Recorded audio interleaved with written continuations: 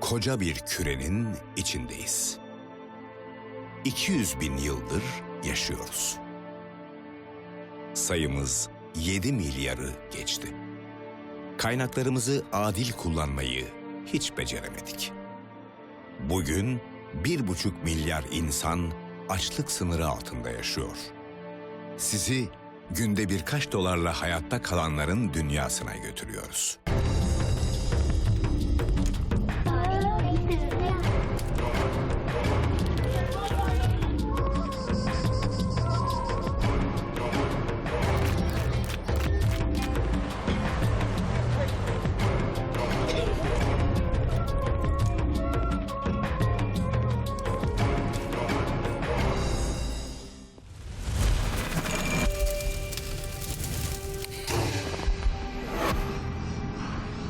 Güney Amerika kıtasının en büyük ülkesi Brezilya'da 200 milyona aşkın insan yaşıyor.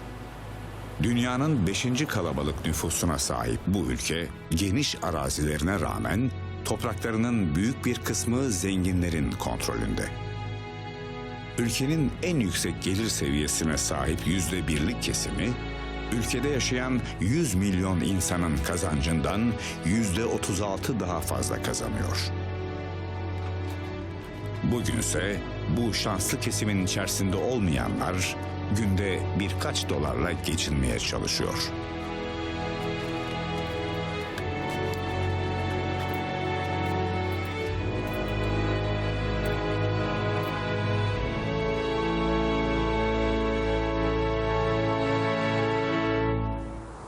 Burası ölü bir şehir. Evler, araziler, maden ocağı bomboş. Hatta su bile yatağını terk etmiş. Fakat burada yaşamaya mecbur olan bir kişi var. Geraldo. Peki bir insan ölü bir şehirde neden tek başına yaşar? Vocês estão tudo aquela mulherada, blusa amarela e a saia de outra cor. Geraldo kendi evrenindeki tek canlı. Civarda görünen evler sizi yanıltmasın. Her biri 30 yıl önce terk edilmiş. Şimdi hepsi ona ait. Yerin altındaki koca bir maden bile. Benim adım Geraldo Pereira Sobrino. 45 yaşındayım. 15 yıldır bu madende çalışıyorum. Burada yaşamın ne kadar zor olduğunu göreceksiniz. Görüntüsünden onun zengin bir adam olmadığını kolaylıkla anlayabilirsiniz. Peki bu maden ve koca köy neden terk edilmiş? Çıkarılan madenin ana damarları tükendikten sonra işletme artık verimsiz hale gelir. Ekonomik olarak sürdürülebilirliği kalmaz. Maden ölür ve ölü bir yaşam alanında da kimse yaşamak istemez. Geraldo bu terk edilmiş madende her ne kadar ana yataklar tükenmiş olsa da küçük damarlardan mineral çıkarmaya çalışıyor. Fakat Geraldo'nun hikayesi maden zengini adamları anlatan hikayelerden değil. Geraldo günün 9 saatini madende geçiriyor. Bu süre bile Geraldo'ya tungsteni bulup işleme konusunda yeterli gelmiyor.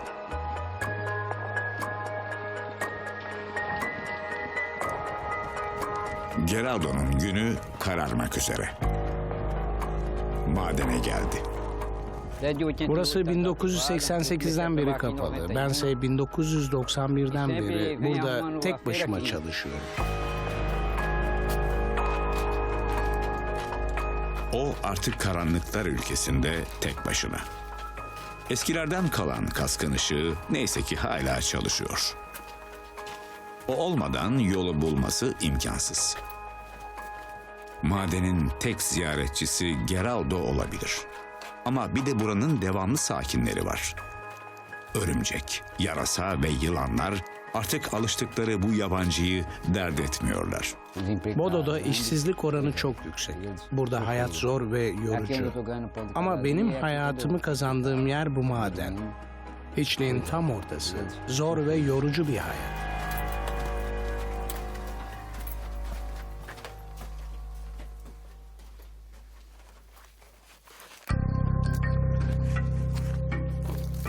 Hayatın var olmasını sağlayan suyu bulmak, madende mineral bulmak kadar zor. Kayaların arasında gizli kalmış su birikintilerini arıyor. Fakat suyu bulmak, içilebileceği anlamına gelmiyor.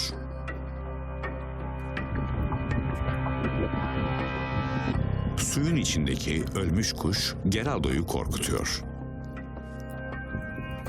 Bu ölü kuşun ne kadar süredir suda olduğu belli değil. Etrafındaki bu kadar imkansızlığa inat hayatta kalabiliyorken minik bir kuş yüzünden zehirlenmek istemez. Burada bol su var ama kullanılamaz. Çünkü içinde ölü bir kuş var. İçersem zehirleyebilir ya da kendimi kötü hissetmeme neden olabilir. Aşağı tarafta başka bir su birikintisi daha var. Umarım o daha temizdir. Ölü kuş olmasa bile bu suyun kirli olduğu ortada.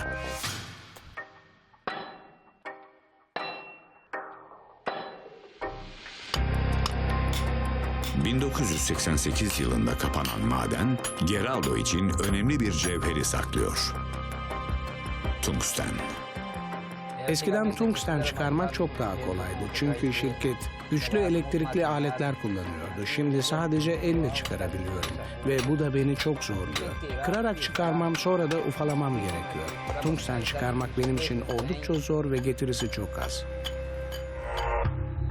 Tungsten bilinen tüm metaller içinde en yüksek erime sıcaklığına sahip olanı.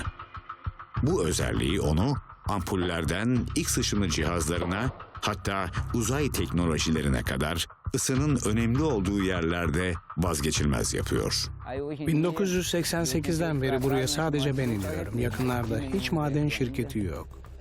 Geraldo'nun burada yaşayan son canlı olmaya devam edebilmesi için çok önemliler. Yerin kilometrelerce altında. Yeteri kadar hava yok. Güvenlik önlemi yok. Eğer bir gün bu madende bir göçük yaşansa, onun sesini duyan kimse olmayacak. İşimi biraz daha kolaylaştırabilmek için bir jeneratöre ve bir hava kompresörüne ihtiyacım var. Çünkü bu kayalar çok sert. Mineralle dolu ama gerçekten çok sertler. Geraldo'nun birkaç dolar kazanmak için elinde yalnızca çekici var. Kayalardan kopan hiçbir parçayı ziyan etmiyor. Bugünlük işim bitti. Şimdi tüm malzemeyi ufalamak için suyun olduğu tarafa geçeceğim. İşimi her zaman adım adım yaparım. Modern dünyanın en büyük sorunlarından biri motivasyon eksikliğiyken bu yaşlı adamın bunca işi yapmak için motivasyonunu kaybetmemesi gerçekten şaşırtıcı.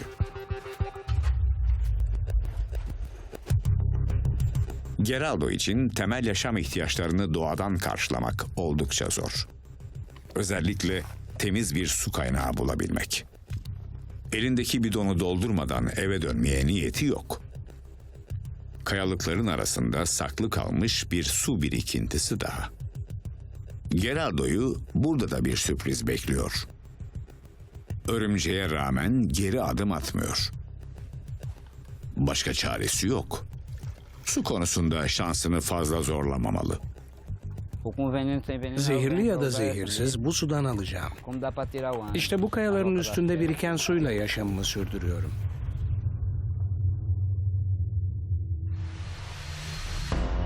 Tungsten kolay teslim olan elementlerden değil.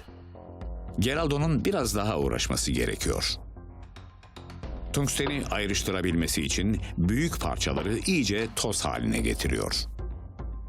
Madeni ancak kaya parçalarını iyice ufaladıktan sonra ayrıştırabilirim. Aksi halde bu şekilde bir işe yaramaz. Yani iş biraz zor. Tüm bu süreç hiç kolay değil. Tungsteni taş ve topraktan ayrıştırmak için suyla yıkıyor. Dışarıda su konusunda ne kadar şanssız olsa da madenin içinde su en büyük yardımcısı. Günde yaklaşık 100 gram tungsten çıkarabiliyor. Ancak 5 kilograma ulaştığında bir alıcıya satması mümkün. Bu cevher neredeyse hazır. Şimdi kalan tek iş onu kurutup satmak. Kuraynovos'ta, buradaki bir şehirde. Eskiden bu cevherle bir sürü şey üretebileceğimiz çelik yaparlardı.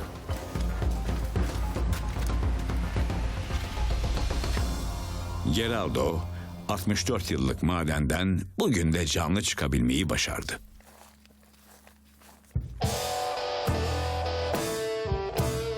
Gelecekte bir gün doğadaki beslenme kaynakları tükendiğinde yemek seçme lüksü ortadan kalkacak. Günümüzde ise bu lüksü ortadan kaldıran bir unsur daha var. Yoksulluk. Geraldo'nun dünyası yemek seçme özgürlüğünün olmadığı bir dünya. Kendi hayatına devam edebilmesi için yaşam belirtisi gördüğü her canlıdan faydalanmak zorunda. Bu hazırlık fare tuzakları için. Fare yemi almak istediğinde Geraldo'nun zekice hazırladığı tuzak harekete geçecek ve kaya parçası farenin üzerine düşecek. En azından Geraldo'nun planı böyle. Biraz fare avlayabilmek için genelde buraya gelip tuzaklar kuruyorum. Böylece hayatımı sadece fasulye ve pirinç yiyerek geçirmiyorum. Sürekli bu tuzakları kuruyorum. Bu şekilde haftayı geçiriyorum. Kaktüsler bu terk edilmiş dünyada hiçbir işe yaramayan dekoratif objeler gibi görünebilir. Kendisine dokunulmasından hoşlanmayan bu dikenli bitkiler Geraldo için akşam yemeği olacak.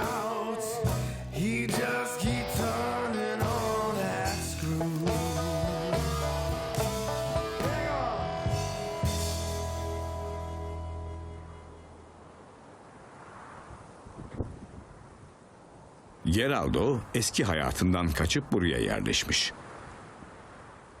Ama o insanlardan değil, alkolden uzaklaşmaya çalışıyor.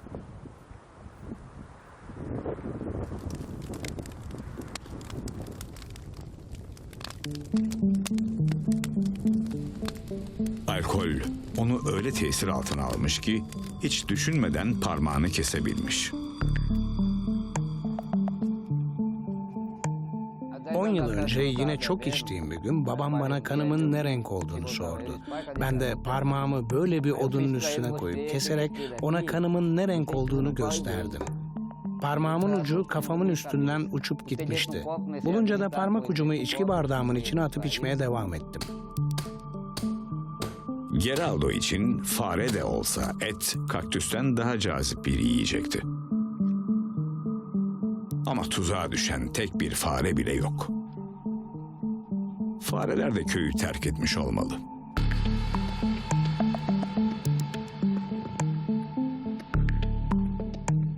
Vitamin ve mineral açısından oldukça zengin olan kaktüs, Latin Amerika'da salata ve yumurtayla birlikte servis ediliyor. Ama Geraldo'nun derdi yalnızca karnını doyurabilmek. Kolesterolü düşürmesi, diyabete iyi gelmesi ve sindirimi desteklemesi gibi faydaları ise onun hiç ilgisini çekmiyor. Bu güçlü bir yemek. Gece boyunca hatta sabah bile beni tok tutacak.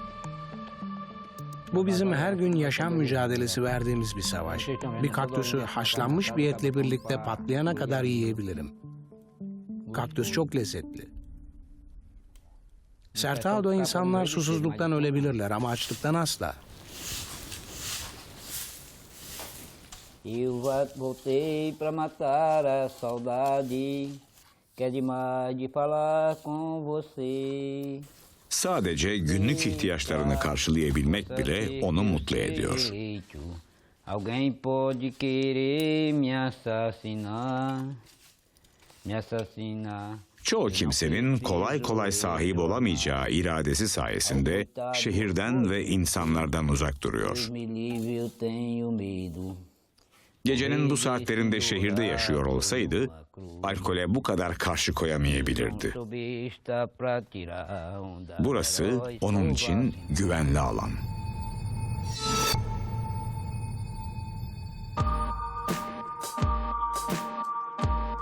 Vicdan, insanların karar verme mekanizmasıdır. Verilen kararlar kimi zaman hayatı zora soksa da, hissedilen duygu, uykularınızın daha rahat geçmesini sağlar. Geraldo'nun yatak yerine hamakta uyumasının nedeni de vicdanı. Hayvanlar ve bizim için bir iş makinesi su kuyusu açmaya gelmişti.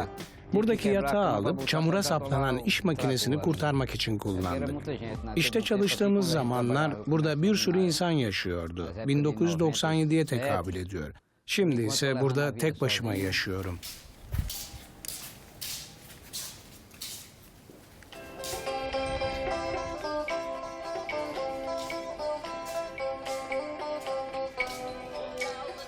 Nossa amiga deixou uma boa vida pra morar nos cabaré. De mão em mão. Evin her yerinde eski hayatlardan izler görmek mümkün. Buradaki resim bir arkadaşıma gönderme. Ona savaşçı kedi derdik. Bunu ise buraya bir komşum çizmişti.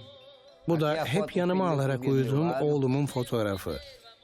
O şu hayatta en çok değer verdiğim şeydi. Bu fotoğraf uyurken hep yanı başımdaydı. Bana şans getiriyor. Tanrı'dan başka yanımda bir tek o vardı. 16 yaşında göçüp gitti. Tanrı ruhuna merhamet etsin. Geraldo şehir merkezinde yaşayan kız kardeşine doğru yola çıkıyor. Hiç de alışık olmadığı bir ortama gireceğinin farkında. Söz konusu aile olunca insanlar benimsedikleri yaşam tarzlarından ödün verebilirler.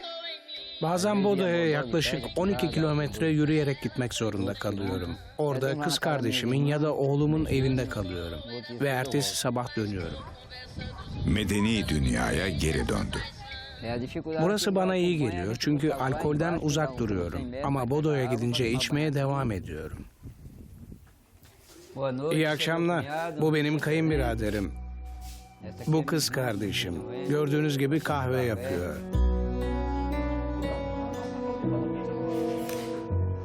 Geraldo kalabalığa, eşyalara ve seslere ne kadar yabancı olsa da güzel ve doyurucu bir yemeğe hayır demiyor.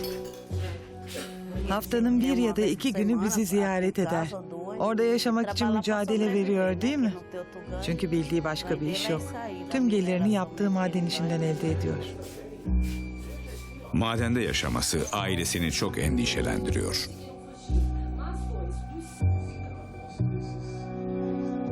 Geraldo'nun madeni ona hayatını devam ettirme imkanı sunarken aynı zamanda hayatını elinden de alabilir.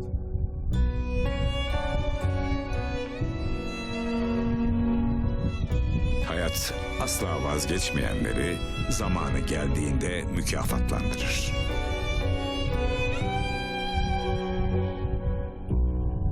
İsmail Tamirci. Sizin bildiklerinizin ötesinde bir tamirci. Mekanik olan hemen her şeyi tamir edebiliyor.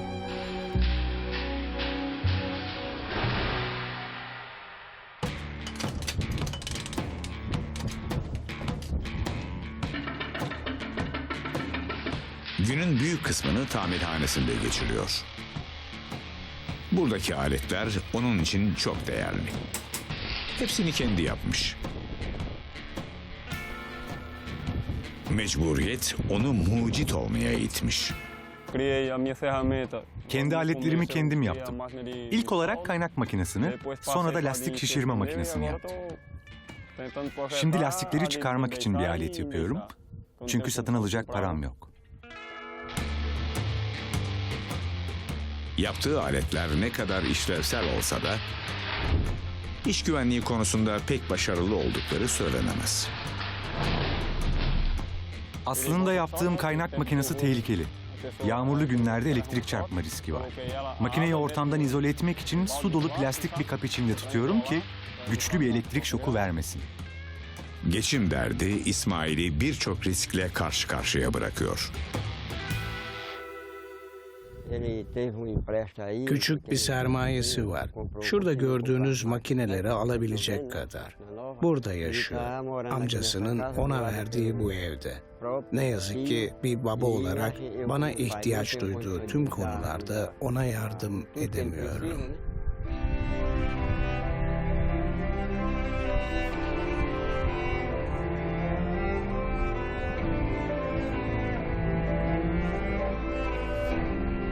Ademilson, oğlunun savaşçı ruhuna hayran bir baba. Geçirdiği kazaya rağmen tutkusundan vazgeçmemesi onu gururlandırıyor. Bacağını sakatladığı bir motosiklet kazası geçirdi. Ama yine de mücadele etmeyi, çalışmayı ve hayallerinin peşinden koşmayı bırakmadı.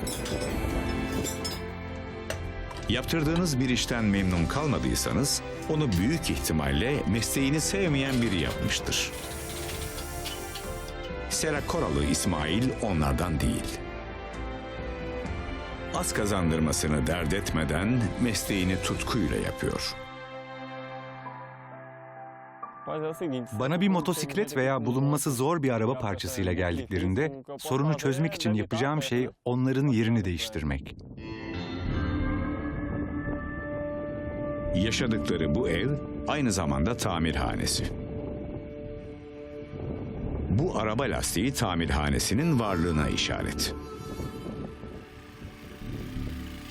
Görünüşe bakılırsa İsmail için yeni bir oyuncak geliyor.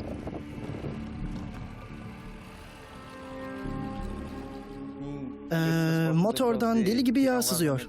Çözersin diye sana getirdim. Tamam. Burada güm diye çarpan bir şey var. Bir bakarsan çok iyi olur. Sorun contada. İşin bitmesi ne kadar zaman alır? Aşağı yukarı bir gün. Tamamdır. Müşteri şikayetini söyleyip ayrılır ayrılmaz İsmail işe koyuluyor. Onun için bu küçük mekanik arızaları gidermek çocuk oyuncağı.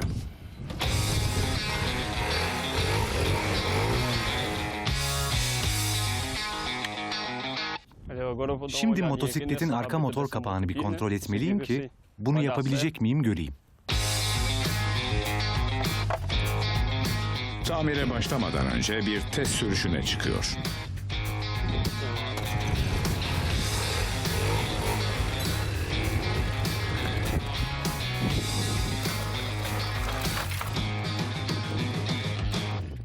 Motosikleti tamir edebilmesi için yedek parçaya ihtiyacı var ama elinde yok.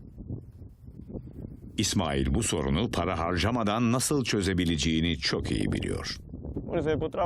Her gün motorlar üzerine çalışıyorum ama hala yeni şeyler öğreniyorum.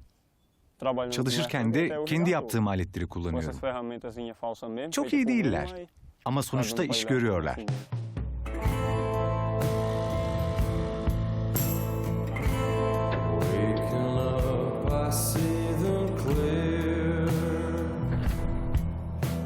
Bir şeyi elde etmenin hayalini kurmak ona sahip olunduğunda sona ermez. Dedesinden kalan bu külüstürün bir gün hareket etmesi İsmail'in en büyük hayali.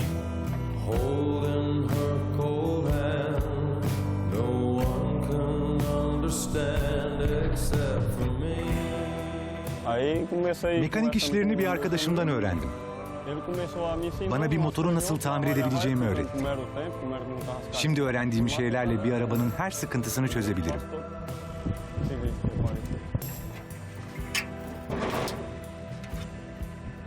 İşinden arta kalan zamanlarda arabasının tamiratıyla uğraşıyor. Buradaki eski araba benim. Arada sırada buraya gelip onu bir kontrol ediyorum. Onarmam gereken birkaç sorunu var. Ona iyi bakıyorum ama bazen çalışıyor, bazen çalışmıyor. Keşke yeni bir araba alabilsem. Araba henüz gitmeye hazır değil. Akü arızalı. Arabam elektrikli değil. Ancak aküsünü çalıştırabilmek için 30 dakika kadar şarj etmek zorundayım. Aküyü şarj etmeden arabayı çalıştıramıyor. Akü sürekli bitiyor. Sadece tekrar şarj edildikten sonra iyi durumda oluyor. Bu voltaj dönüştürücüyü eski bir teypten aldım. Pozitif ve negatif iki kablo, bir de diyot kullanarak çalışıyor.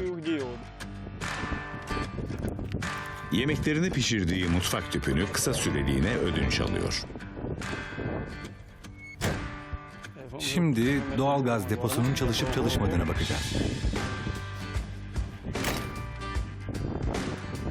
İsmail'in biraz yardıma ihtiyacı var.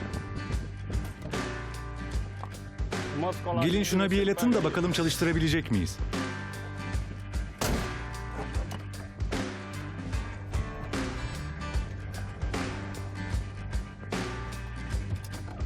Daha fazla itin. Bu külüstürün ilk denemede çalışması İsmail için büyük sürpriz olurdu. Leo, daha güçlü itin. Şimdi.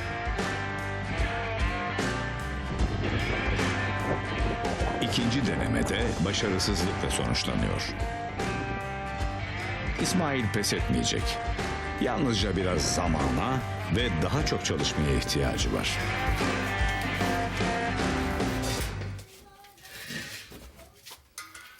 Pek çok kişi İsmail'in bu işi öğrenebileceğine inanmamış.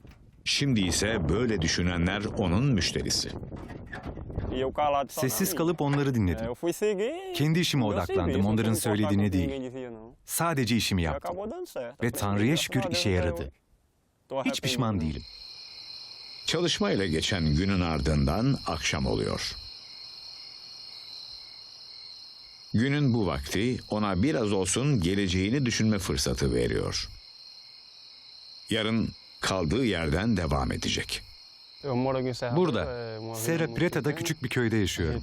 Bütün günü çalışarak geçiriyoruz. Gün böyle bitiyor ve ertesi gün tekrar çalışmaya devam.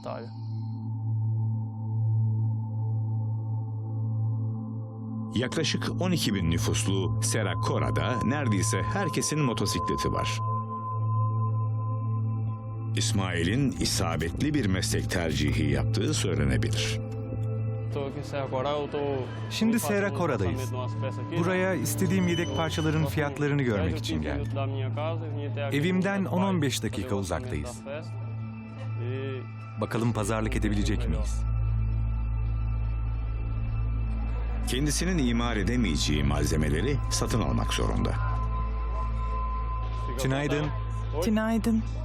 Bu vites kutusunun ana şaftına ihtiyacım var. Başka? Conta. Motosiklet için ihtiyaç duyduğu parçayı alabilse de arabası için gerekli parçaları alamıyor. Ama onun alternatif bir planı var. 143. İndirimle 120 tutuyor. Teşekkürler.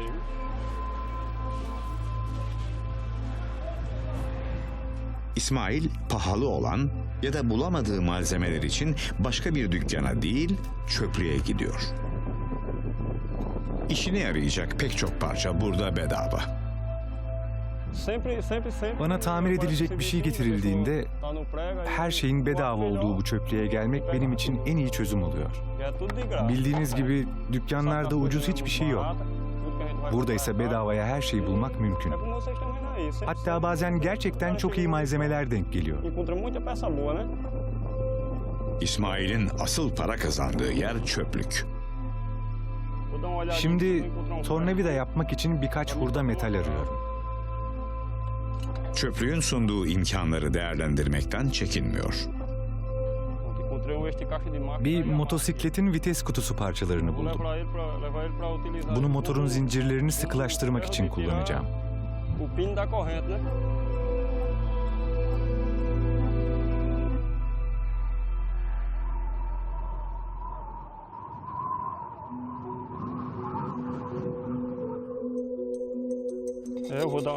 Motor contasını değiştireceğim çünkü çok sızdırıyor. O yüzden de yağ seviyesi azalıyor ve motor zarar görüyor. Bu eskisini kazıyorum ki yenisini takabileyim. Sonrasında düzgün çalışıyor olacak. Eksik parçaları tamamladı. Şimdi ustalığını konuşturma zamanı.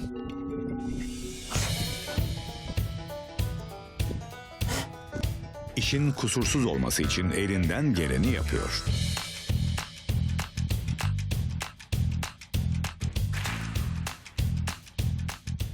Çok iyi müşterilerim var. Onlara yardımcı olmak beni mutlu ediyor. Ama bir de diğerleri var. Biraz karmaşık. Yani onları problemleriyle baş başa bırakmak isterdim ama bunu yapmam uygun olmaz. Bugün tamirhanede işler yoğun. Böyle zamanlarda baba oğul birlikte çalışıyorlar. Oğlumun istediği gelecek bu. Bu zamana kadar hep gelecekte daha çok iş yapabilmek için çabaladı.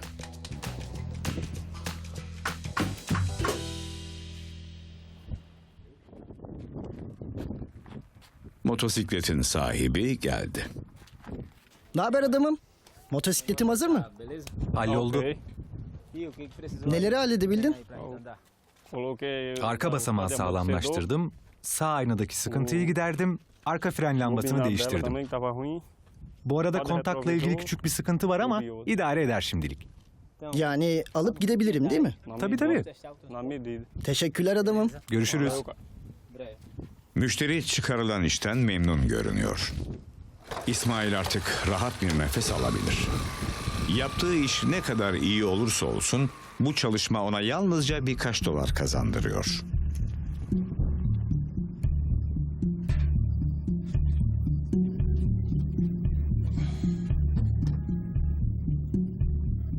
Şimdi öğle yemeği zamanı. Bayağı da acıkmıştım.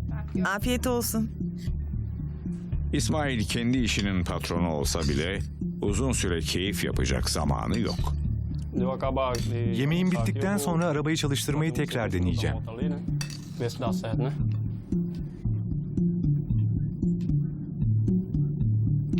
Yemeğin ardından arabanın tamirine geri dönüyor.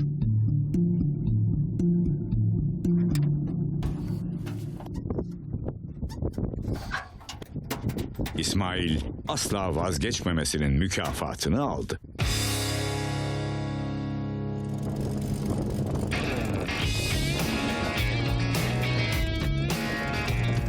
Fakat bu kadar çaba onu çok uzağa götürmeyecek.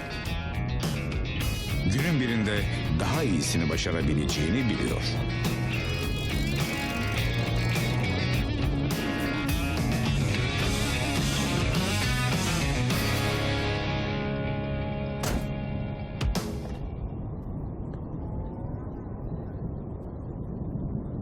Civarda yaşayan pek çok kişinin çiftçilik yapmasına karşın İsmail hep mekaniğe ilgi duymuş. Mısırlar ya da fasulyeler ona pek çekici gelmemiş. Aslında ben burada doğdum. Civarda yaşayan herkes tarlada çalışıyor. Mısır fasulye ekiyor. Bense tamirci olmayı ve onlara bu alanda yardımcı olmayı seçtim.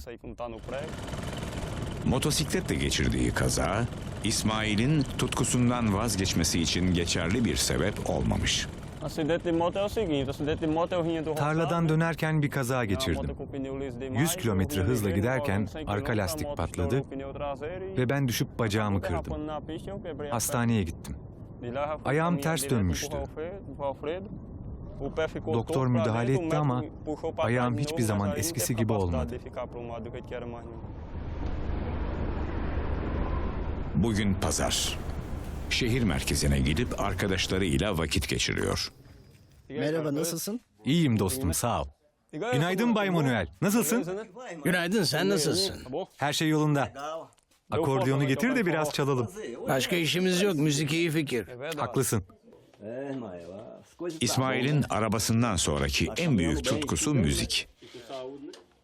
Birlikte mini bir orkestra bile kurmuşlar.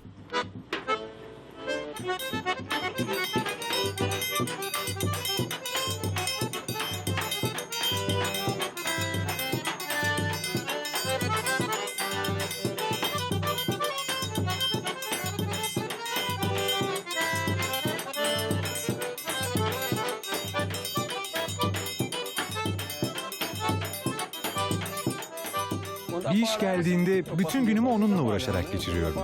Yapacak bir işim olmadığı zamanlarda da buraya geliyorum. Değil mi Manuel? Evet, Tanrı bana bu yeteneği bahşetti. Ben de bunu devam ettiriyorum işte.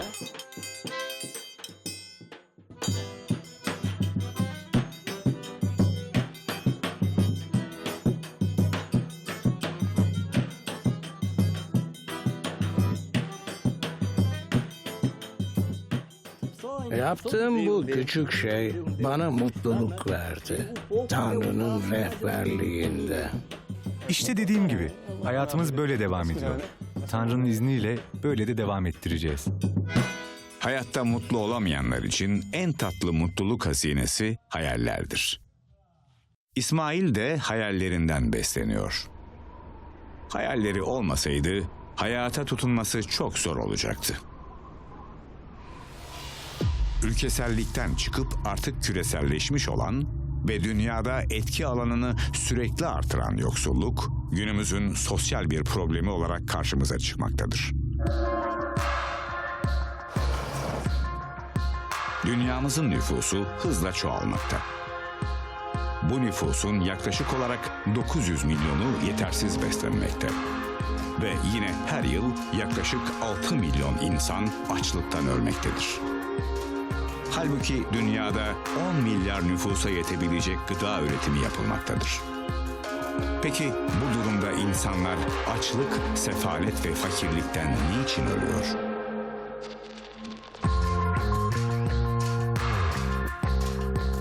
Yoksulluk toplumun suçudur. Açgözlü kimselerin diğerlerini sömürüp yükseldikleri bir toplumun kabahatidir. Brezilya'nın çoğu bölgesinde de durum bundan ibaret. Güneşin sabahın ilk ışıklarıyla aydınlattığı bu bölge, Yonápolis şehrine yakın bir otoyol kenarı.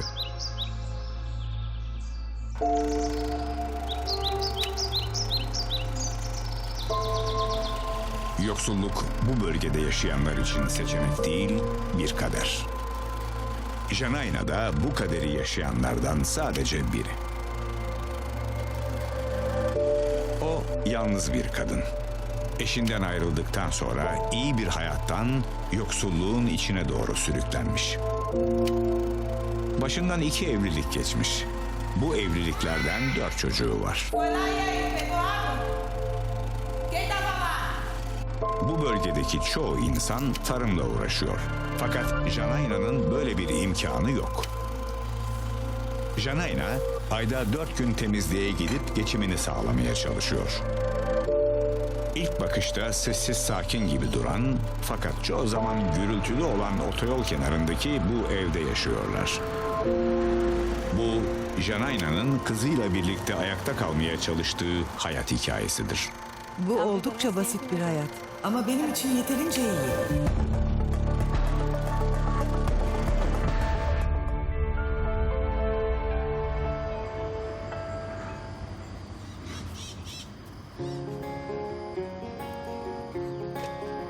Hayat koşulları ne olursa olsun kahve kültürü herkesi birleştiren ortak bir nokta. The road is getting rough from here. Children, mother. Özellikle sabahları içtikleri sert kahve güne dinç başlamalarındaki en büyük yardımcıları. The sea is getting rough. So put your back into those oars. Hope your ship reaches shore. Yoksul olması bakımlı bir kadın olmasına engel değil. İşine olan saygısından dolayı evden çıkmadan mutlaka makyaj yapıyor. Benim adım Janaina. 30 yaşındayım. Burada yaşıyorum ve temizlikçi olarak çalışıyorum. Bu benim hayatım. Bu parayla ve annemin yetiştirdiği tavuklarla hayatta kalıyoruz. Her şeyden biraz biraz yapıyorum ve işte hayat devam ediyor. Hepsi bu. Janaina kızı uyanmadan evden çıkıyor. Şehrin en zengin mahallesindeki işine giderek çoğumuzun gün içinde herhangi bir şeye harcadığı birkaç doları kazanabilmek için o saatlerini verecek.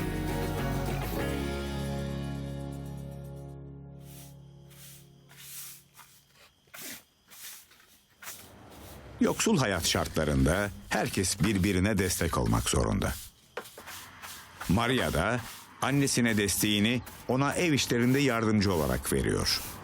Yaşıtları sadece okula giderken ya da oyunlar oynarken o bazı sorumlulukları çoktan almış bile.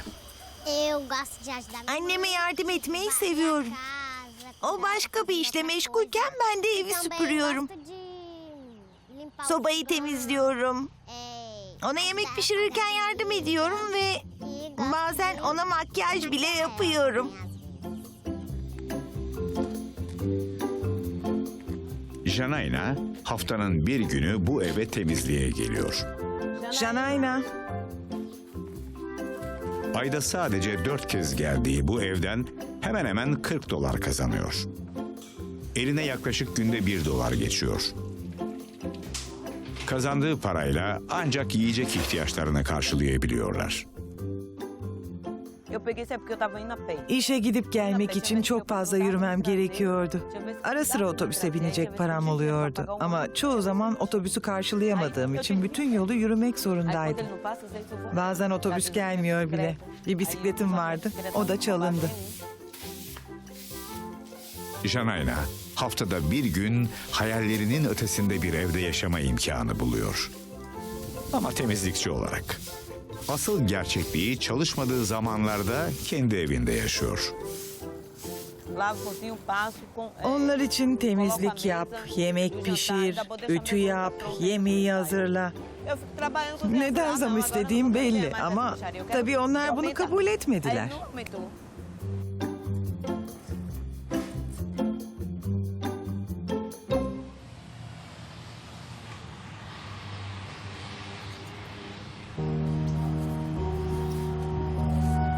Eşinden boşanması Janayna'nın hayatının dönüm noktası olmuş. Yoksulluk evresi bu olaydan sonra başlamış. Boşandıktan sonra her şeyini kaybedip bu evde yaşamaya mahkum kalmış.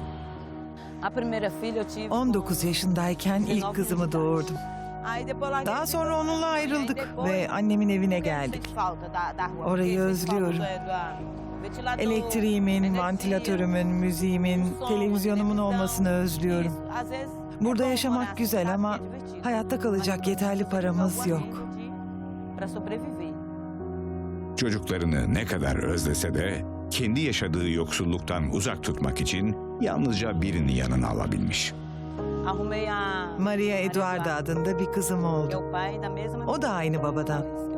Beraber yaşıyorduk ve ben tavuk satarak, temizliğe giderek elimden gelenin en iyisini yapmaya çalıştım. Ve işte hayat devam ediyor.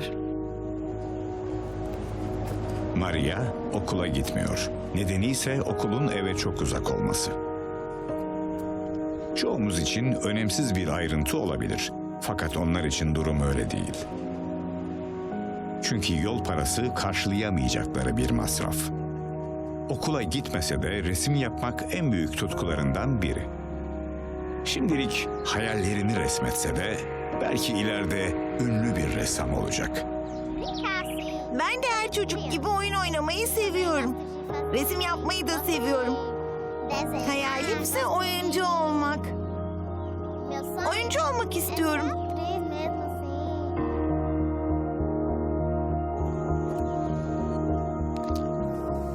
Janayna için her şeyin zor olduğu bu yaşam koşullarında yemek yapmak da zor. Odun ateşinde yemek yapmak kulağa ilk başta hoş gelebilir. Fakat bu durum günlük rutin olduğunda her gün ateş yakıp yemeği orada pişirmek oldukça zahmetli bir hal alıyor. Yemek yapmak için gaza ihtiyacımız var ama o da bitti. Ben de şimdi yemek yaparken odun ateşini kullanıyorum. Yemeklerini otoyol manzarasına karşı yeseler bile bu durum onların mutluluğuna gölge düşürmüyor. Yemek lezzetli değil mi? Basit bir yemek ama iyi. Odun ateşinde pişirdim. Büyüdüğünde ne olmak istiyorsun? Oyuncu olmak istiyorum. Oyuncu mu? Çok havalı. Ben veteriner olmak istiyordum. Hala bunun hayalini kuruyorum. Hiçbir zaman geç değil. Evet, hayallerinin peşinden gitmek ve mutlu olmak için asla geç değildir.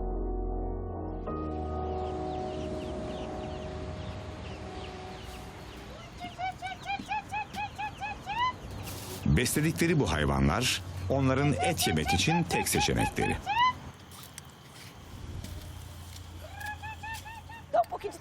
Onları yetiştirmek kolay değil. Çünkü onlar için her zaman yiyecek temin etmemiz gerek. Yemeden büyüyemezler. Ve çok dikkatli olmalıyım. Aksi halde insanlar gelip onları çalabilir. Ne yazık ki evlerinde su olan şanslı insanlardan değiller. Maria, bana çabuk su getir. Soğuk su. Hadi soğuk su getir. Her gün komşu evden su almak zorundalar.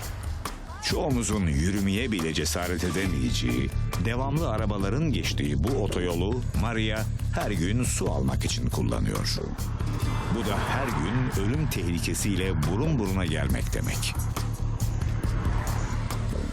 Evimizde konfor içinde yaşarken her şey çok daha kolay olduğu için ne kadar şanslı olduğumuzu unutuyoruz. 9 yıldır burada yaşıyorum ve işte hepimiz buradayız. Çocuklarım büyüyor.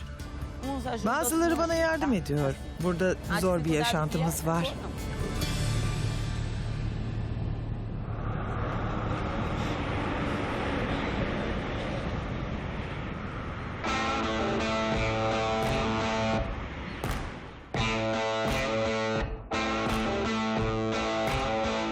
Akan bir suda bulaşık yıkamak geçen yüzyıldan kalmış olabilir. Fakat Janaina için bu akan su bir bulaşık makinesi.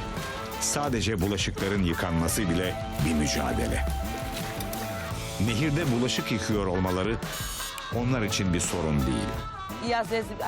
Yağmur yağdığı zaman nehre inmek zor oluyor. Bulaşıkları yıkamak için nehre götüremiyorum. Biraz su getirip onları burada yıkamam gerekiyor.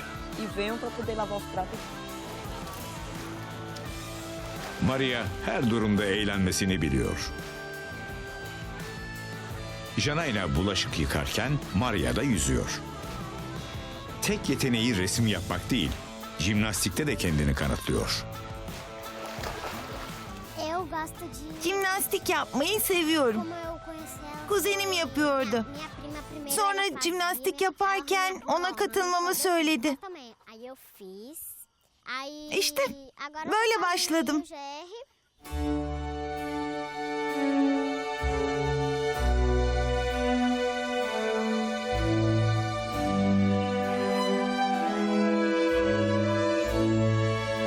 İnsanların hayattan zevk alarak yaşamasını sağlayan en önemli unsurlardan biri de hayallerdir. Maria'nın mutluluk sırrıysa büyük hayalleri.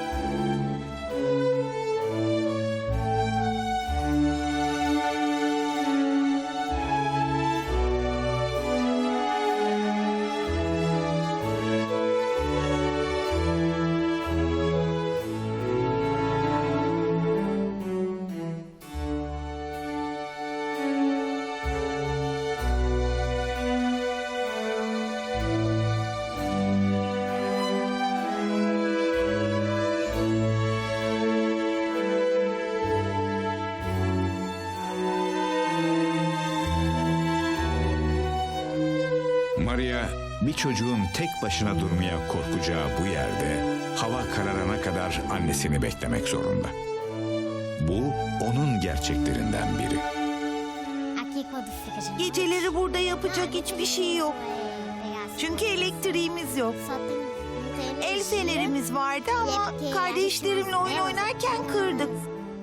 Şimdi artık el fenerimiz de yok. Ben de erkenden uyuyorum. Ne yapabilirim?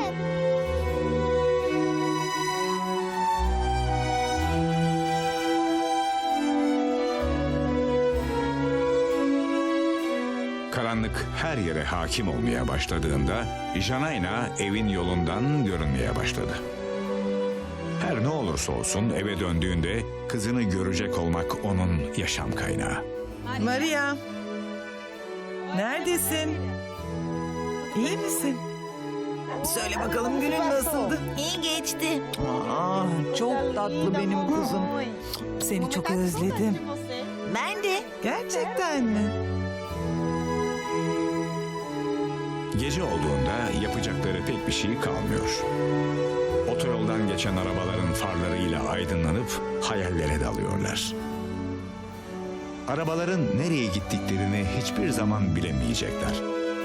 Tıpkı bugün, yarın ne yaşayacaklarını bilmedikleri gibi. Dünyanın bu tarafında hayata tutunmak, bir filmin içinde rol almak gibidir ve kahramanlık gerektirir. Bu insanlar da kendi gerçek hikayelerinin kahramanlarıdır. Bazen korkusuzca karanlığa dalarlar. Bazen olanaksızlıklar onları mucit yapar. Bazense sadece kendi hayallerinin kahramanıdırlar.